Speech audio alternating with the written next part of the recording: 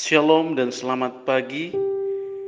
Selamat berjumpa kembali dalam santapan rohani kita dari Gereja Toraja Jemaat Silo Campagaya, edisi Kamis 3 Februari 2022. Sebelum kita membaca dan merenungkan firman Tuhan, mari kita berdoa. Kami bersyukur Tuhan pada pagi hari ini, karena kami boleh menikmati hari baru karunia-Mu. Kami akan mendasari seluruh perjalanan kehidupan kami sepanjang hari ini dalam persekutuan dengan Engkau untuk membaca, mendengar, dan merenungkan firman-Mu.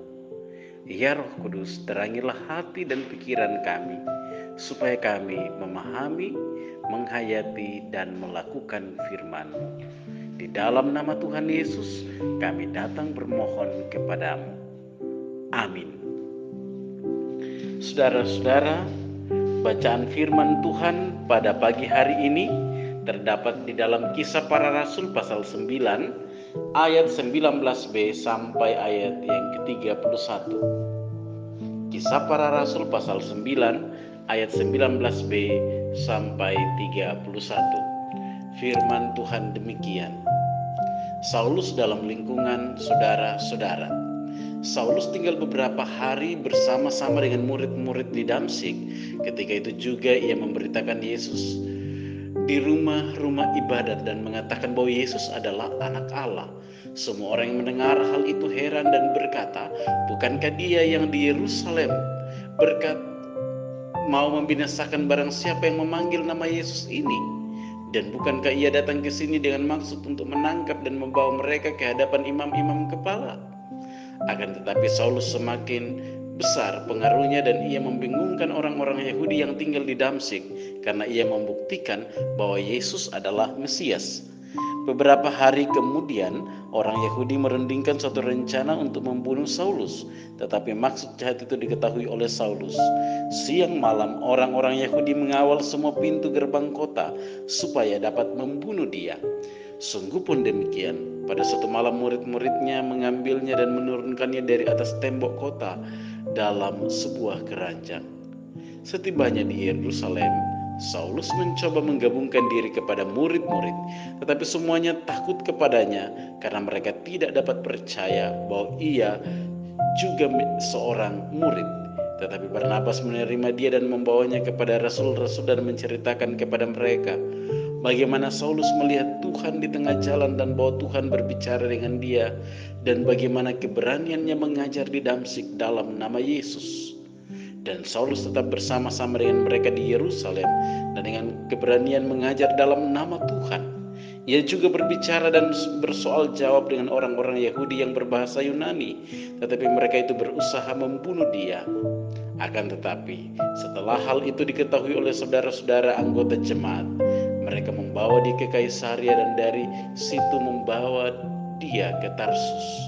Selama beberapa waktu jemaat di seluruh Yudea, Galilea dan Samaria berada dalam keadaan damai.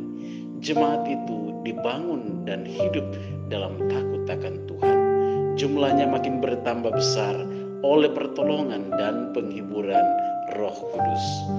Amin. Bapak Ibu saudara-saudara yang dikasihi oleh Tuhan, tema renungan kita pada pagi hari ini, tanda pertobatan. Tanda pertobatan. Saudara, pertobatan Saulus masih membuat pengikut Kristus tidak percaya, bahkan masih ada yang takut kepada Saulus.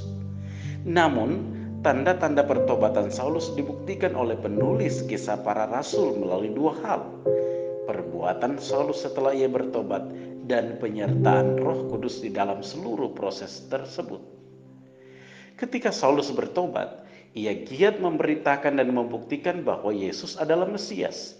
Segala pemberitaan dan pengajaran itu dilakukan oleh Saulus dengan sikap yang berani. Sikap segera dan berani yang ditunjukkan oleh Saulus ini merupakan suatu tanda bahwa Saulus kini telah percaya pada Yesus sebagai Mesias. Meskipun tidak semua orang dapat menerima perubahan dramatis Paulus ini sebagai hal yang positif. Baik di Damsyik maupun di Yerusalem, Saulus ingin dibunuh oleh mereka yang tidak suka pada perubahan tersebut. Bukan saja dari kalangan orang yang tidak percaya, tetapi bahkan dari kalangan orang yang percaya pun. Saulus menghadapi sejumlah tantangan. Bagi orang yang belum percaya, dia adalah musuh. Bagi orang percaya, ia dijauhi karena memiliki reputasi yang mengerikan. Walaupun demikian, dengan penyertaan Roh Kudus, segala tantangan dan kesulitan itu dapat dilewati oleh Saulus. Ketika Saulus terancam, Roh Kudus meluputkan Saulus dari bahaya. Ketika Saulus dijauhi, Roh Kudus menyediakan seorang teman yang mau menerima dia.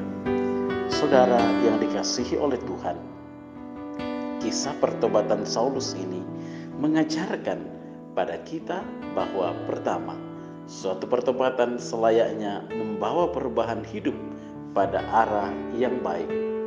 Dan kedua, pertobatan juga membawa kita pada risiko dan tantangan berkaitan dengan iman kita.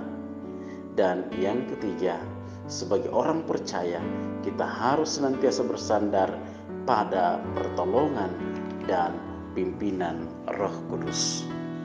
Amin. Mari kita berdoa. Kami bersyukur Tuhan untuk firman-Mu yang telah kami dengar.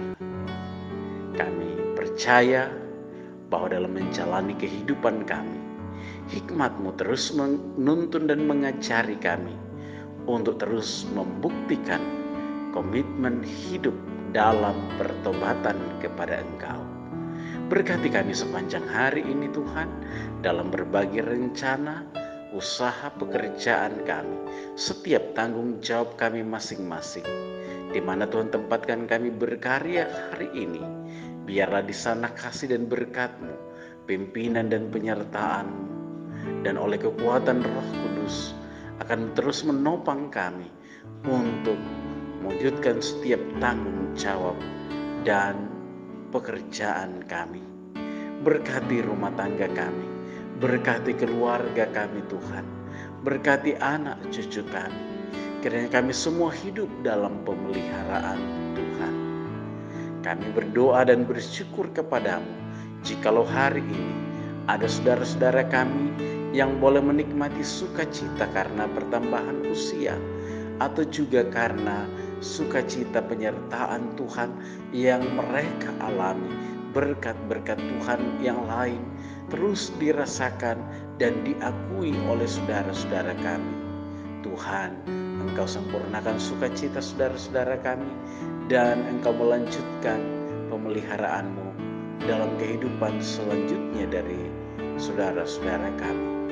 Jikalau hari ini Tuhan, kami menghadapi pergumulan, kami menghadapi persoalan, kiranya hikmat-Mu dan tuntunan-Mu terus menopang kami, meneguhkan kami bahwa Tuhan tidak meninggalkan kami, bahwa Tuhan terus menuntun kami dalam menjalani berbagai bentuk kehidupan kami. Bapa, ini doa kami, di dalam nama Tuhan Yesus kami datang mengucap syukur dan bermohon kepadamu. Amin. Bapak, Ibu, Saudara-saudara, demikian persekutuan kita pada pagi hari ini. Selamat pagi, selamat berkarya. Tuhan Yesus memberkati kita sekalian. Shalom.